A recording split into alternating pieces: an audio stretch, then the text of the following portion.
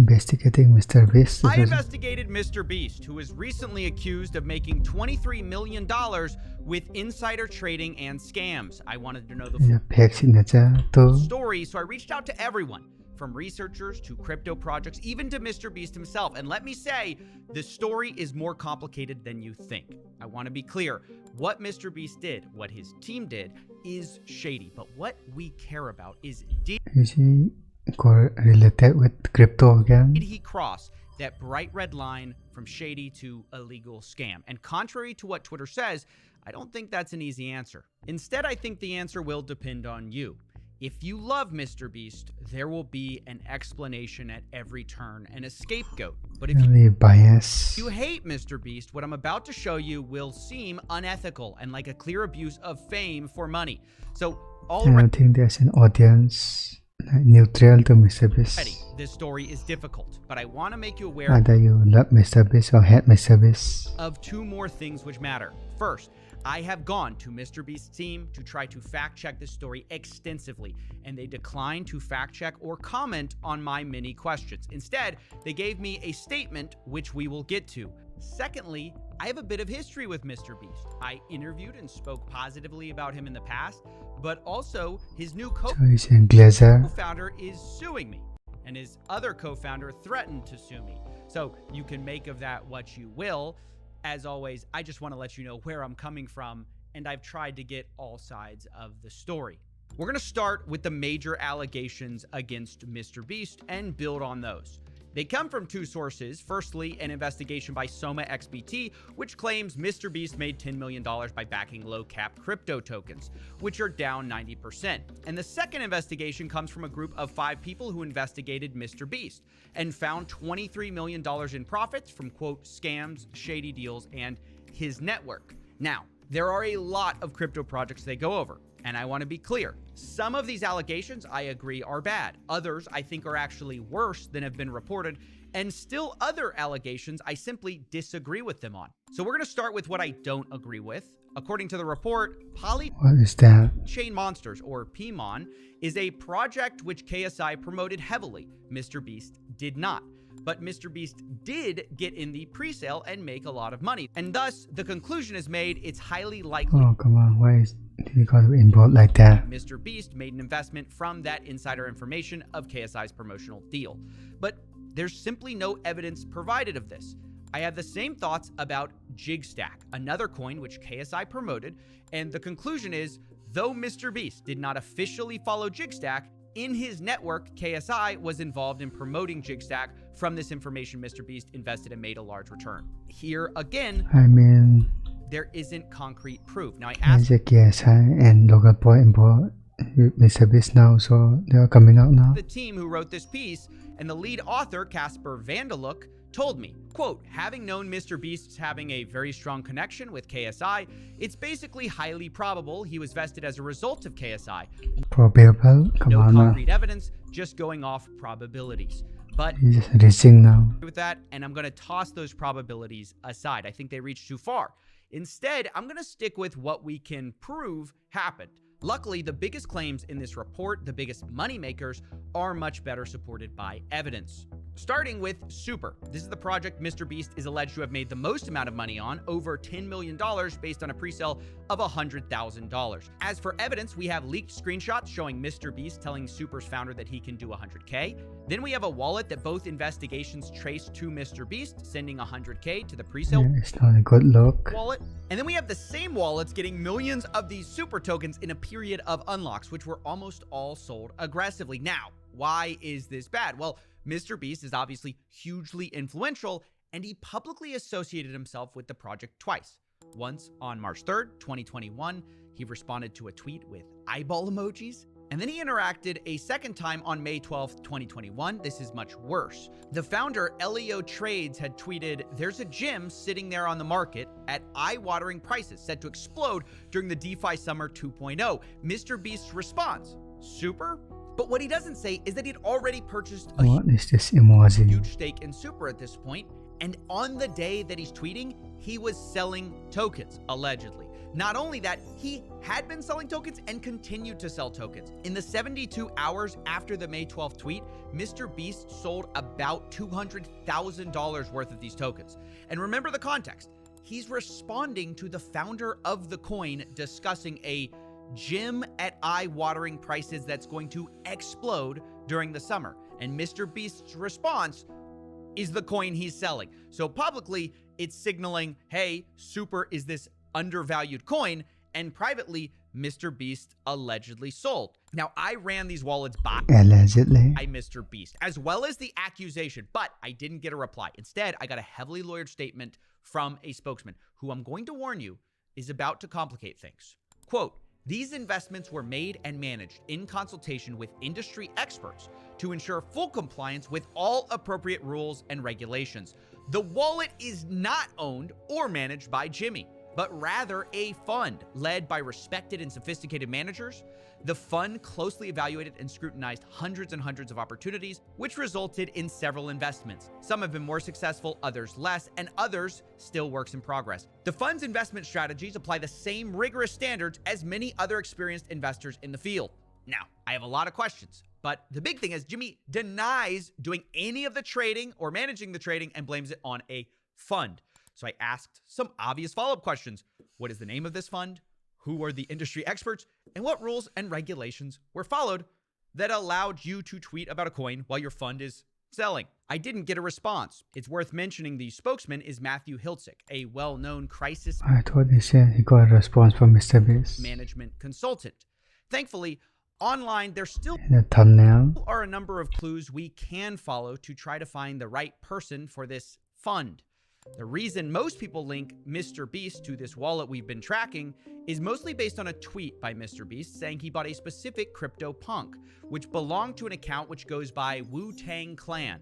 People assumed, understandably, that this was MrBeast's wallet. But what is lesser known is that another account has also tweeted about CryptoPunks and has the same ties back to Wu-Tang Clan. A guy named Jason Williams. He's followed by MrBeast on Twitter, and he's the author of a book on Bitcoin, so he's a crypto guy. And I found Jason tweeting about another CryptoPunk saying, I hope you enjoy your new home, sold for 100 ETH. That sale he's talking about links back to the same address MrBeast does, Wu-Tang Clan. On YouTube, there's even more clues. Jason can be seen surfing wearing a Wu-Tang Clan shirt, and his brand name, Going Parabolic, happens to be owned by the same MrBeast wallet, goingparabolic.eth. So there's very good evidence that Jason Williams was also involved in this same wallet, which means that it might be true that MrBeast wasn't the guy buying or selling, which would be good for MrBeast and bad for these investigations. But just when I thought MrBeast might have no say in what this wallet did, I saw this podcast with Logan Paul, where Jimmy discusses CryptoPunks once again and things get complicated. So me and Logan both bought punks. You guys have probably seen on his Twitter that he bought a bunch of CryptoPunks at the same time, right? Yep. Gary pulled us in that call. Yep. So have you ever told that story? No. Gary V, it's like 11 p.m. just out of nowhere, just calls me and he's like, yo, I got like 30 people to call, hop in. I'm like, I don't care. He's like, it'll be the best decision of your life. Just get in. I was like, okay. Yeah. And so I just joined the call. I just be a press head. Yeah, I just see like Logan and I don't even know these other people. I don't want to put them on blast. Every heavy hitter you can imagine who's worth $1 billion was on this one call, and Gary V is in the little corner, the little square. He's going, CryptoPunks. It's gonna be huge. It's gonna be the next Facebook. All of us were like, okay, Everyone's Gary. Judging. I'm texting Logan. And He's I'm like, Gary lost is his this legit? mind. For all of us, we're like, yo, Gary's nuts. Yo, Gary was right again. I bought a bunch. Wait. Yeah, I bought quite a few. How many? I don't want to say it, but You have to say, please. bro, you have to. I bought multiple ones. Yeah. Well, bro, are you in double digits, Punks? Just shy. Huh. Well, this clip is very interesting because Jimmy said he made the decision to get CryptoPunks based on a call with Gary V. But those punks are owned by the wallet we just said was controlled by Jason. So it appears sometimes MrBeast is telling Jason what to buy for this fund. MrBeast then later talks about selling these CryptoPunks and rolling the money into a new project. And once again, it sounds like he's in charge. Well, I've already sold quite a few of them, so I don't. What? Dude, he's on to the next thing. I these all bought a bunch of. So then I rolled the money into VFriends because to pump the brakes on this podcast. same thing. Called me. He's like, VFriends. I was like, I don't know, but last time I made money, sure. I'll be honest, these clips to me make it difficult to assume MrBeast had no idea what's going on. He talks about CryptoPunks and VFriends like personal investments. And on Twitter, he says that not only he bought CryptoPunks, he also tweets about loading up on VFriends. But again, I have to say, it is also abundantly clear Jason Williams was involved. He says, "Hey Gary, thanks for the VFriends gift code. It was a gift from Gary to MrBeast. I'm very thankful for it. He didn't have to send anything." So once again, Jason Williams appears to be involved and have something to do with the trading or management of MrBeast's crypto wallet, but we know MrBeast made some of the decisions. So of course, I asked MrBeast to explain himself if he had any say over the trading, but once again, there's no response. So now I want to turn back to Super. We know from leaked DMs that MrBeast and not Jason set up this presale, and we know that MrBeast made the tweet. So now we have to guess. Here's what we know. We know MrBeast set up the presale according to leaked screenshots. We know MrBeast made the tweet, but we don't know whether it was Jason doing the trading of Super, or if he was doing the trading, did MrBeast know about it? Did Jason know about the tweet? These are the questions that ultimately matter. And yes, I reached out to Jason Williams for a comment. He didn't reply.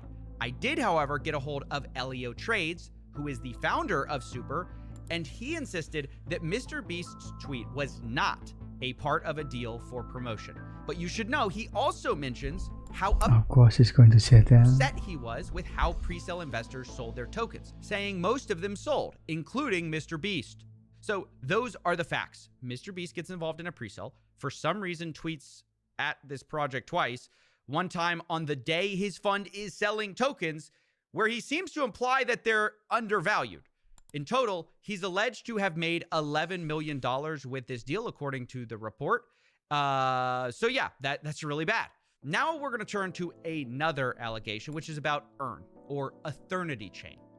There are some facts which are the same. There are others that are different. For example, instead of MrBeast setting up the deal directly, the team at Earn claims they never spoke to MrBeast. Quote, "We were speaking to his fund manager. And when I asked about these wallets selling allegedly over $4 million in tokens, they say, quote, MrBeast's fund was an early investor in our presale. He had the same unlock schedule as everyone else. Were we happy with the way he sold? Definitely not. But legally, there was nothing we could have done."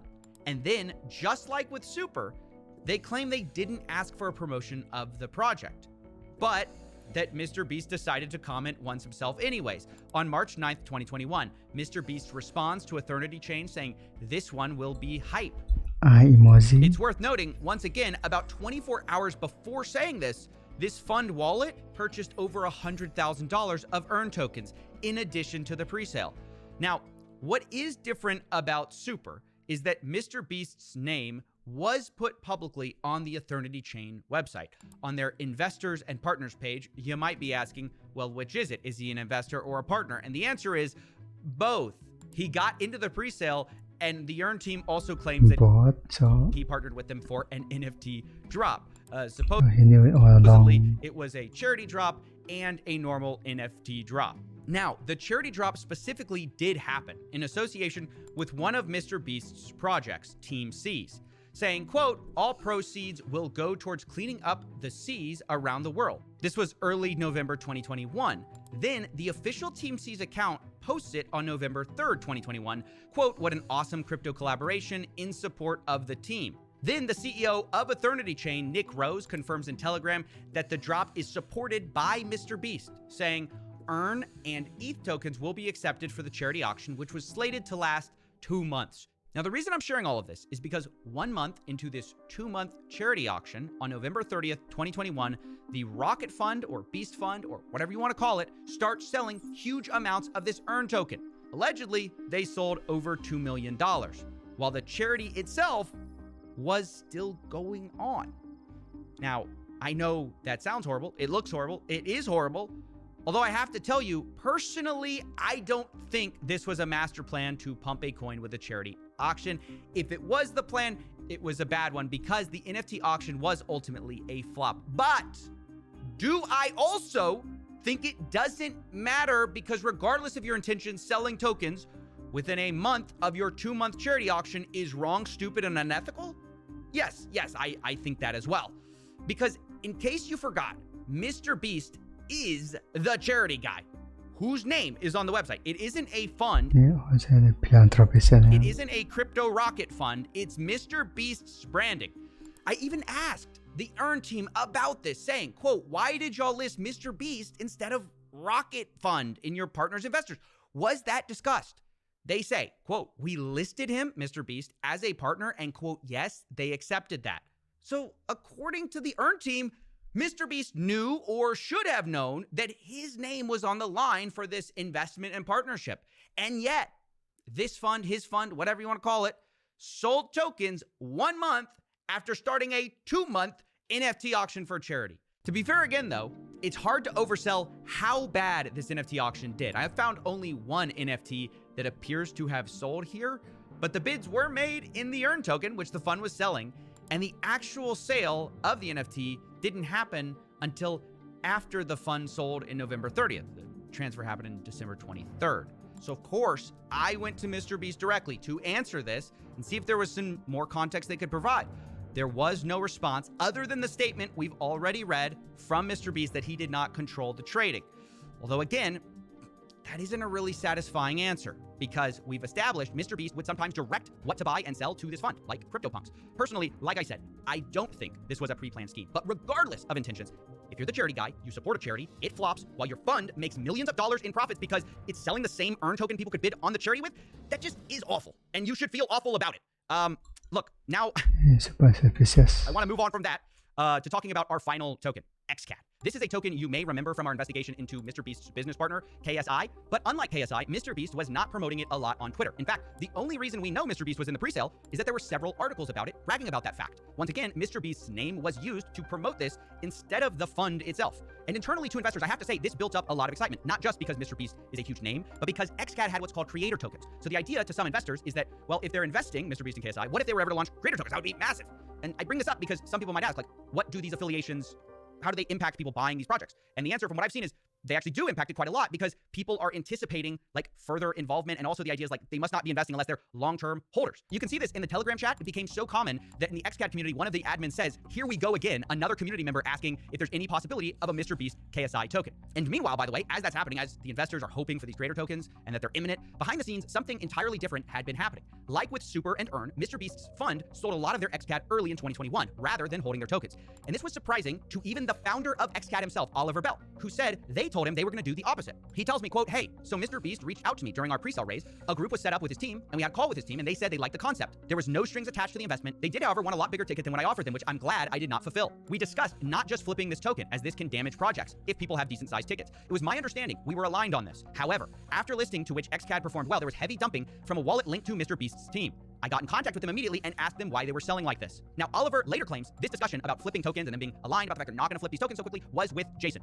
And Oliver was so upset about what happened, he DM'd Jimmy directly, quote, explaining his team will ruin his reputation. And look, sorry to be a broken record, but yes, I reached out to Jimmy about this too. And once again, there was no reply besides the statement we read earlier. It's worth mentioning that I asked Oliver for proof of this message about ruining relationships, and he said the message had been deleted on Telegram. So who you believe here is up to you. Oliver also says, quote, I don't think Jimmy has a bad heart or is a bad person. I think he has genuine interest in the crypto space, but I think the team that handles his crypto is completely clueless. And here, on this last point, I have to disagree with Oliver. I don't think that Jimmy's crypto team is clueless. I think they saw an opportunity to make millions of dollars with MrBeast's valuable brand, and they took it, and they did make millions of dollars. And along the way, they did some things that were shady. Whether or not you think they were also illegal is probably going to be shaped by our unanswered questions and where you fill in those gaps. For example, do you think MrBeast knew about the selling that was going on May 12th for the Super token? Why did he make that tweet? And then, do you think MrBeast knew about the charity auction and the selling that was happening on November 30th? And do you think Oliver Bell DM'd MrBeast and told him his crypto team would ruin his reputation? And if so, was that ignored? I hate to leave so many unanswered questions here, but I warned you, this was a complicated story. And a big part of the problem is the guy at the center of this story cannot or will not give more than a heavily lawyered statement through a spokesman who's a crisis management consultant. And let me just say, it's also frustrating that this statement takes zero accountability. Despite the fact MrBeast's team knew every major allegation that we're laying out here today, there's no mention of selling while MrBeast was tweeting about Super token. There's no mention of them selling tokens a month after they partnered with a 2-month charity auction. And because of that, this statement feels very hollow.